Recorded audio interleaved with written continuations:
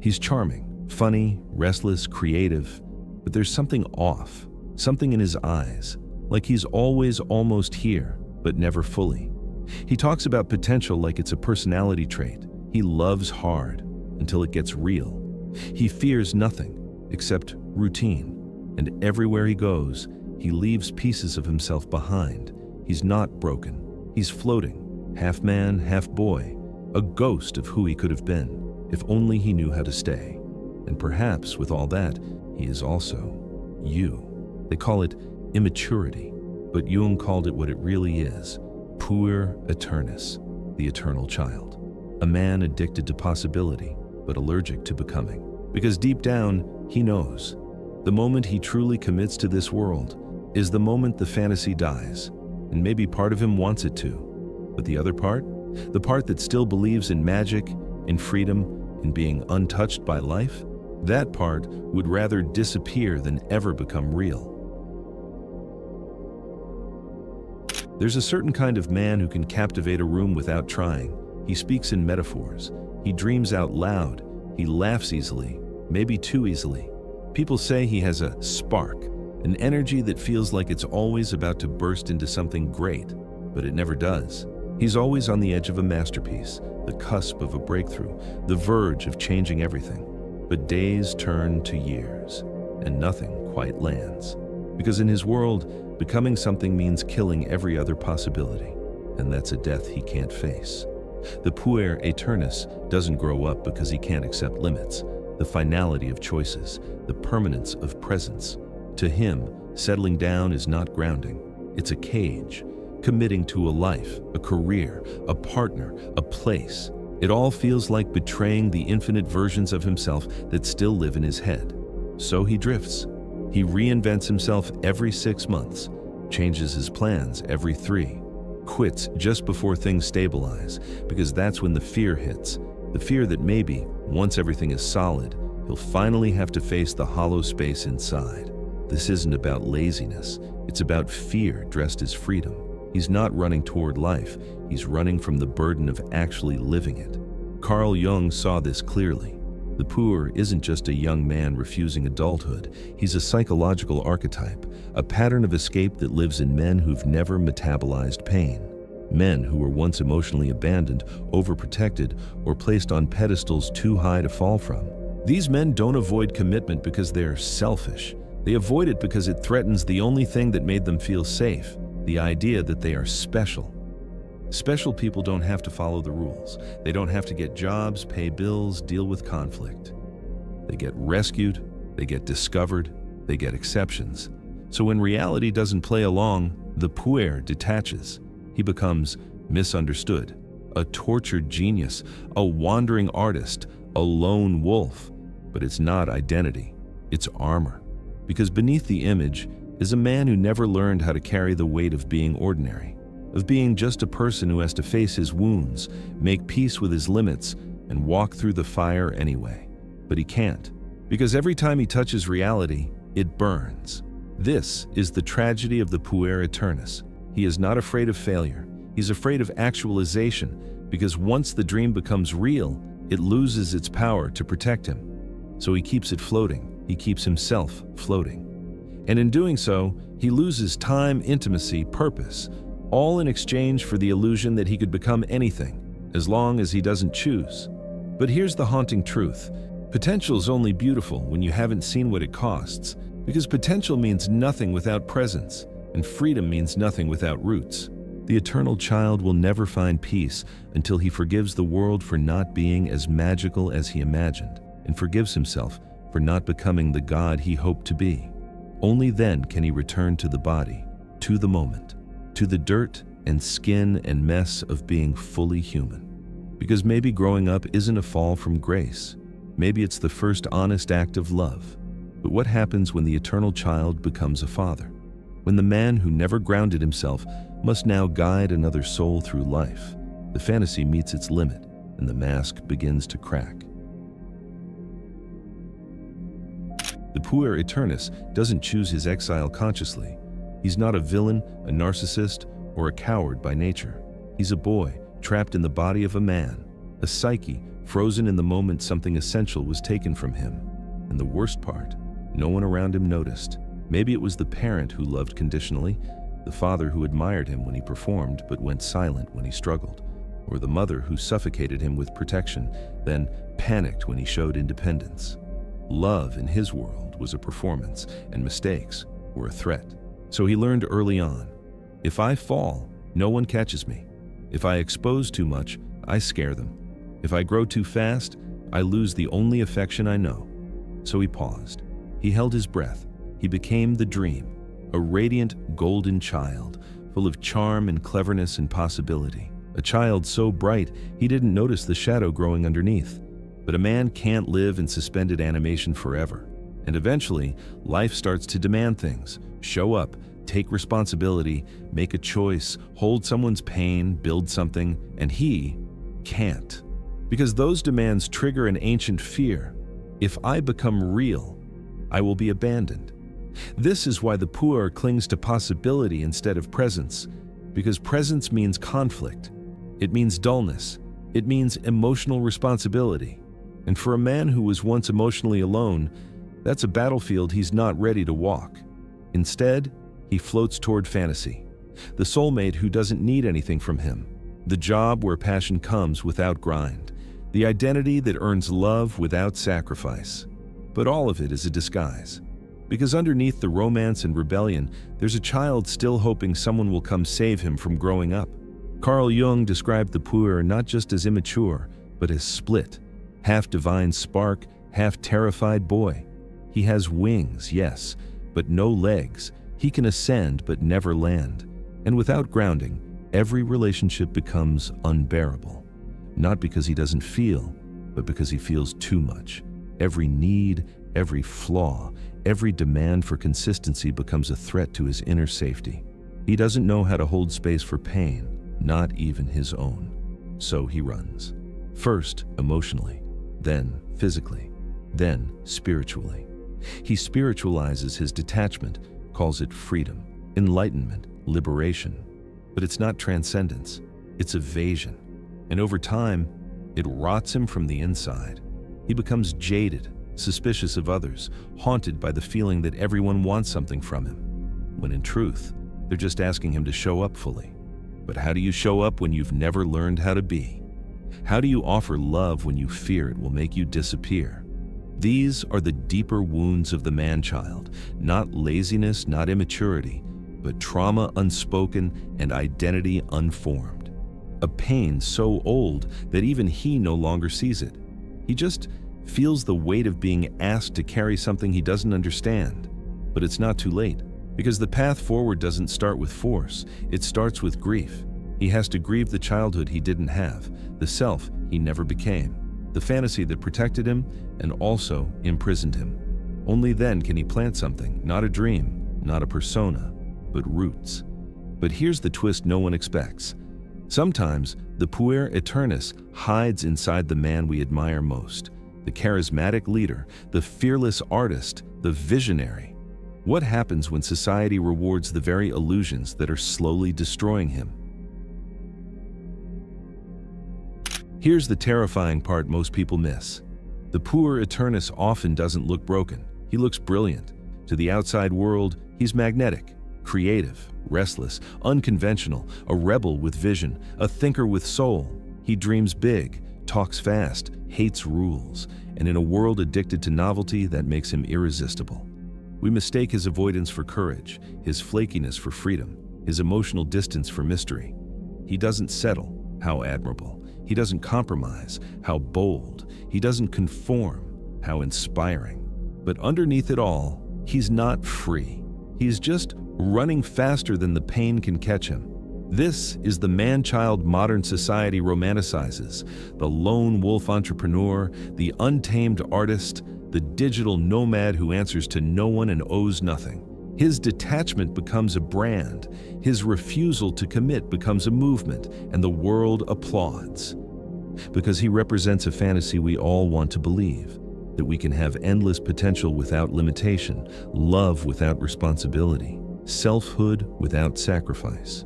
He becomes the poster child of modern freedom, but he's anything but free. Because the moment you idealize avoidance, you create a prison you can't even see. Every new passion must be bigger than the last. Every partner must be more understanding than the one before.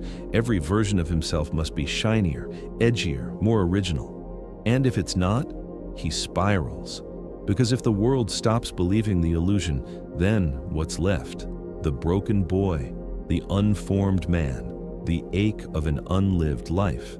Jung warned that in a culture without true rites of passage, the puer becomes the default masculine identity. He grows older, but never deepens. He achieves more, but understands less. He gains admiration, but loses intimacy. He knows how to win, but not how to stay. And so he builds castles in the sky, but no home. Because real life, real love, isn't intoxicating. It's grounding, repetitive, vulnerable. It demands presence, and presence demands maturity. Not the kind that obeys rules blindly, but the kind that knows who it is, even when no one is watching. The tragedy is this. The man-child might have been a healer, a builder, a protector, but he spent so long escaping himself that by the time he turns around, no one's there, not even him. And yet, there's still a path forward, but it's not paved with admiration, it's paved with humility. He has to step off the pedestal, stop chasing applause, let the fantasy die. Only then can he descend into the soul, where the real work begins. But even descent is dangerous when done alone. In the next part, we'll face the inner dragon the man-child has always feared, and reveal the one power that can actually transform him from dreamer to man. The greatest threat to the Puer Aeternus is not failure, it's the mirror. Because to grow up is to stop escaping and finally face the very thing he's been running from his entire life, his shadow. That's the dragon. Not an external enemy, not society, not authority, not the woman who left, not the parents who didn't understand. It's him, the unintegrated self, the repressed fears, the childhood grief, the rage he's never admitted, the softness he pretends not to need. The man-child doesn't just avoid responsibility, he avoids self-confrontation. Because deep down, he suspects that if he slows down long enough, if he stops performing and projecting and pretending, the whole thing will collapse. And maybe it should. Because collapse is not death. Collapse is truth. But here's the cruel irony. The longer he avoids this collapse, the more fragile he becomes. You can't heal what you won't admit. You can't integrate what you won't name. Carl Jung said it plainly. Until you make the unconscious conscious, it will direct your life and you will call it fate. The puer calls his constant chaos fate, his broken relationships bad luck, his avoidance of depth freedom, his inability to stay a higher calling. But it's all just a smokescreen for a wounded ego terrified of death, not physical death, but ego death. The kind of death that strips away everything performative and leaves only what's real. And what's real? The child within him. Still crying, still confused, still waiting for someone to say, "You can stop running now. You're safe. You're allowed to grow." But no one can say it for him. He has to become the adult he's never met, the father he never had, the structure he always avoided, the love he never learned how to hold. He must walk into the fire, not to be consumed, but to be reforged. It's not sexy, it's not cinematic. There are no crowds cheering, just silence, and the long, slow rebuild of a soul that finally stopped outsourcing its power. This is where the transformation begins.